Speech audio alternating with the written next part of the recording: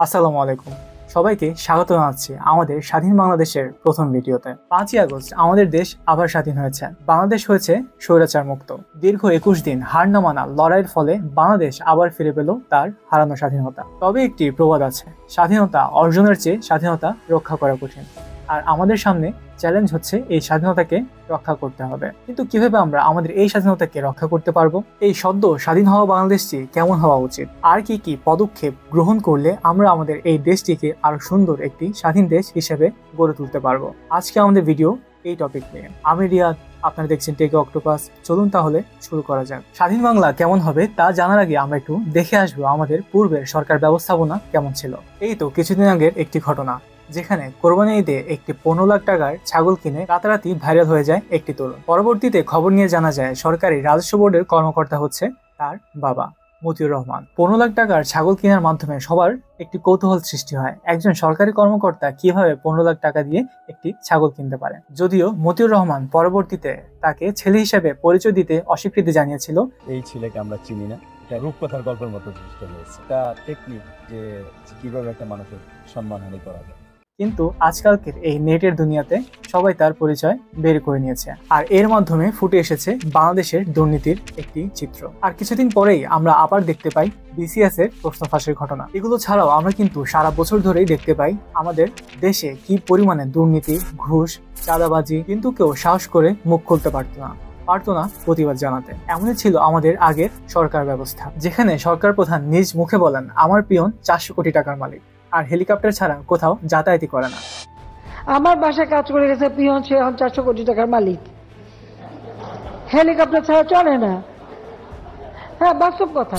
5ই August Sheikh Hasina পালিয়ে গিয়েছে আমাদের পাশের দেশ ভারতে। তিনি পালিয়ে যাওয়ার পরে একে একে বেরিয়ে আসতে শুরু করেছে তার কর্মকাণ্ড। কি রকম দুর্নীতি করেছিলেন তিনি। প্রায় 16 বছর ক্ষমতায় থেকে তিনি 17.6 লক্ষ কোটি টাকা পাচার করেছেন, আর দেশের জন্য রেখে গিয়েছে 18 লক্ষ কোটি টাকার ঋণ, যা কিনা পরিশোধ করতে হবে আপনার আমার মতো সাধারণ মানুষদের। একটু ভেবে দেখুন তো, আমরা কি পরিমাণ দুর্নীতির শিকার হয়েছি এই 16 বছরে। আমাদের ছিল না কোনো বাক স্বাধীনতা, এটি আমরা অনেক আগে থেকে হয়তো জানতাম, কিন্তু এই কোটা আন্দোলনে আমরা তা হারে হারে টের পেয়েছি। রাস্তায় রাস্তায় মানবাধিকার লঙ্ঘন করে ছাত্রদের মোবাইল চেক করা হয়েছে। যারা যারা এই সময় অন্যের বিরুদ্ধে মুখ খুলেছে, আওয়াজ তুলেছে, তাদেরকে মামলা হামলার হুমকি দেওয়া হয়েছে। আর এ থেকেই আমি বলতে চাই, আমাদের এই স্বাধীন বাংলাদেশে সবার আগে আমাদের নিশ্চিত করতে হবে বাক স্বাধীনতা। আমরা যাতে আমাদের দুর্নীতির বিরুদ্ধে কথা বলতে পারি, আমাদের মনের ভাবকে প্রকাশ করতে পারি। কোনো দুর্নীতির বিরুদ্ধে প্রতিবাদ করার আগে যেন আমরা দ্বিতীয়বার চিন্তা করতে না হয়, মোবাইলের ব্যাক স্পেস প্রেস করতে না হয়। এর পরবর্তীতে আমাদেরকে নজর দিতে হবে আমাদের মৌলিক চাহিদাগুলোতে। খাদ্য, বস্ত্র, বাসস্থান, চিকিৎসা ও শিক্ষা, প্রত্যেকটি বিষয়ে কিন্তু আমাদেরকে নজর দিতে হবে। আমরা যাতে খাদ্যে স্বয়ংসম্পূর্ণ হতে পারি সে বিষয়ে আমাদেরকে চোখ দিতে হবে। আমাদের সকল কৃষকের অধিকারের প্রতি নজর দিতে হবে, তারা যাতে ন্যায্য মূল্য পায় তাদের ঘামের প্রতিফল। আমি ইতিমধ্যেই দেখতে পেরেছি আমাদের বাজার সমূহে কিন্তু জিনিসপত্রের দাম কিছুটা কমে গিয়েছে, আর এই কমার পিছনে কিন্তু দায়ী রয়েছে চাঁদাবাজি কমে যাওয়া। এরপরেই আমাদেরকে নিশ্চিত করতে হবে আমাদের গণতন্ত্র, আমাদের ভোটাধিকার নিশ্চিত করতে হবে।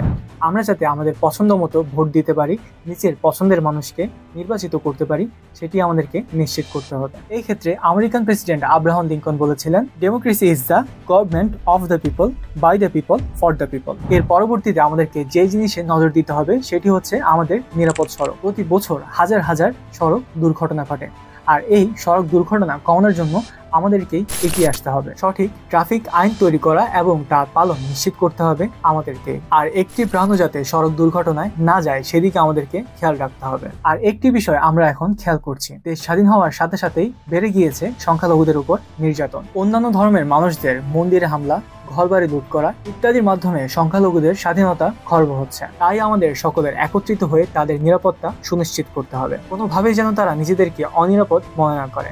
মনে রাখতে হবে, তারা কোনো ধর্মের নয়, তারা বাঙালি, তারা বাংলাদেশের নাগরিক। এর পরবর্তীতে আমাদের নিশ্চিত করতে হবে কিভাবে দেশের বৈষম্য দূর করা যায়, আর এটিকে নিশ্চিত করার জন্য ধনী গরিবের বৈষম্য দূর করতে হবে। নিশ্চিত করতে হবে তাদের সকল মৌলিক অধিকার, আর এগুলো নিশ্চিত করার মাধ্যমে মধ্যবিত্ত ও নিম্নবিত্তরা স্বস্তির নিঃশ্বাস ফেলতে পারবে। এই সব কিছু ঠিক করার পরেও কিন্তু দেশে সংকট থেকেই যাবে, কারণ আমাদের শিক্ষা ব্যবস্থা এখনো ঠিক করা হয়নি। আমাদের পুরো শিক্ষা ব্যবস্থাকে আবার ঠিক করতে হবে। আমাদেরকে নিশ্চিত করতে হবে আমাদের যে শিক্ষা ব্যবস্থা তা কতটুকু আমাদের ভবিষ্যতের জন্য উপযোগী। শুধুমাত্র পশ্চিমা শিক্ষা ব্যবস্থাকে অন্ধভাবে ফলো না করে আমাদেরকে দেখতে হবে কোন কোন শিক্ষা ব্যবস্থা কিভাবে কাজ করেছে এবং কোন কোন শিক্ষা ব্যবস্থা আমাদের ভবিষ্যতের জন্য কাজে লাগবে। মনে রাখতে হবে একটি জাতিকে ধ্বংস করতে কিন্তু বেশি কিছু লাগে না, শুধুমাত্র তার শিক্ষা ব্যবস্থা পঙ্গু করে দিলেই সে জাতি পঙ্গু হয়ে যাবে। কারণ আমরা জানি শিক্ষাই জাতির মেরুদণ্ড। আজকে আমরা তাহলে এই ভিডিওর মাধ্যমে জানতে পারলাম কিরকম চাচ্ছি আমরা আমাদের একটি স্বাধীন বাংলাদেশ।